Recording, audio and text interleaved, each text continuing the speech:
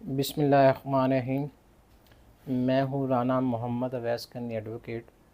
आज हम बात करेंगे सेक्शन 164 सीआरपीसी और सेक्शन 364 सीआरपीसी। अब सेक्शन 164 सीआरपीसी बेसिकली होता क्या है?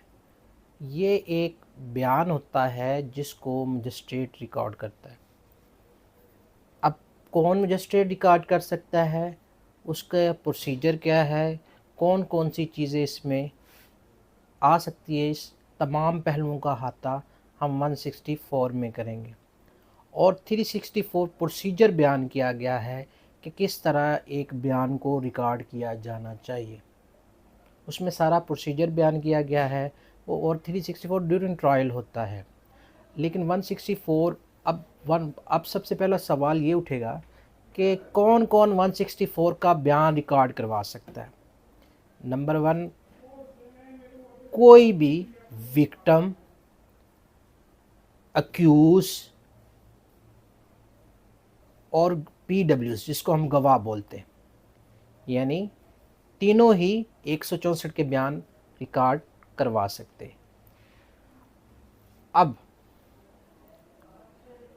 जो अक्यूज़ का बयान होता है वो कन्फेशन होता है। बेसिकली जब वो अपने गुनाह को एडमिट कर रहा होता है कि जी हाँ मैंने ये अक्रस सरजद किया है, तो इसलिए वो अपना कन्फेशन बिफोर मजिस्ट्रेट रिकॉर्ड करवाते हैं।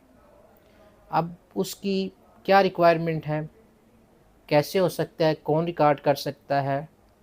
अब इसमें सबसे पहले आज तक अब सबसे पहले क्या क्या लफ्ज़ है, 164 की वर्डिंग स्टार्ट होती है, any magistrate can record the statement under section 161 CrPC, यानी एनी मजिस्ट्रेट, कोई भी मजिस्ट्रेट, इवन के MS30 भी करवा सकता है। लेकिन आज से पहले तक हम जो भी 164 के बयान होते थे, हम नॉर्मली अल्लाह का मजिस्ट्रेट जिस थाने की FIR में वकूआ होता है उसी के मजिस्ट्रेट को हम एप्लीकेशन देते हैं, या थ्रू एप्लीकेशन ऑफ पुलिस आते हैं।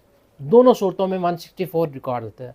थ्रू आप कौंसल भी 164 की एप्लीकेशन दे सकते हैं, और इन सेंस जो इन्वेस्टिगेशन ऑफिसर होता है वो भी 164 की एप्लीकेशन दे सकता है। अब जब वो एप्लीकेशन आ जाती है, अब उसके बाद क्या प्रोसीजर है? अब उसके बाद अब कोर्ट ने क्या करना है? अब जो कोर्ट ने ये करना है, सबसे पहले ये देखना है कि उसको पहले टाइम देना है कि आप भाई सोच लो, आप 164 का बयान रिकॉर्ड करवा रहे हैं। उसको वार्निंग देनी होती है कि भाई ये आपके ख़िलाफ़ भी यूज़ हो सकता है। और 164 देना कंपल्सरी नहीं है, लेकिन आजकल क्योंकि एंटी रेप एक्ट का आया हुआ है, उसमें शेल का वर्ड यूज़ हो रहा है। जहाँ पे भी विक्टिम रेप केसेस में विक्टिम आएंगे, वो लाजमी है कि 164 का स्टेटमेंट रिकॉर्ड करवाएं। अब उसके बाद कूलिंग ऑफ पीरियड जिसको कहते हैं, यानी उसको वक्फा दिया जाएगा कम से कम आधा घंटा। आधा घंटा सोच लो कि भाई ये आपने बयान रिकॉर्ड करवाना है या नहीं करवाना। नंबर 3 पे आ जाता है, ओपन कोर्ट में होने चाहिए। ये नहीं कि जज के अंदर चैम्बर में बैठ जाएं तो वहाँ पे बयान रिकॉर्ड होना चाहिए। ओपन कोर्ट में बयान रिकॉर्ड होना चाहिए।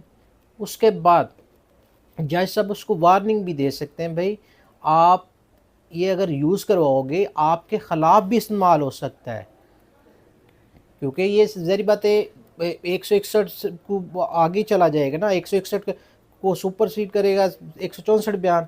164 का बयान ज़्यादा इंपॉर्टेंट होता है 161 के से, क्योंकि ये मजिस्ट्रेट के पास होता है। 161 क्योंकि पुलिस रिकॉर्ड करती है। अब उसके बाद जज साहब उसका बयान रिकॉर्ड करते हैं।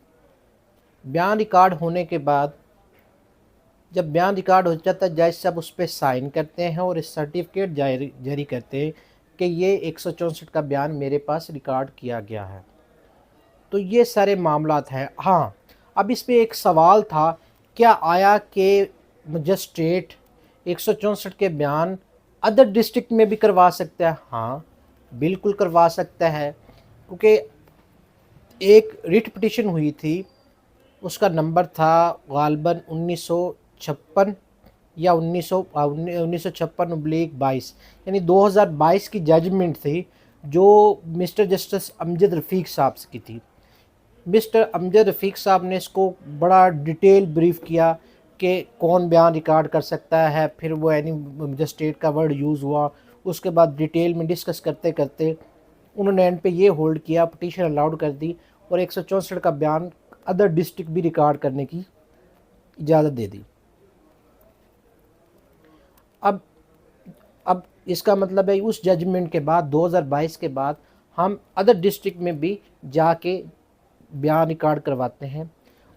उसके बाद आखिरी क्वेश्चन इसमें ये पूछा जा सकता है, क्या एक दफ़ा मजिस्ट्रेट का एक दफ़ा 164 का बयान किसी भी बंदे का होने के बाद क्या आया दोबारा बयान हो सकता है? इसमें पहली बात है, जब एक दफ़ा हो जाए दोबारा बयान नहीं होता।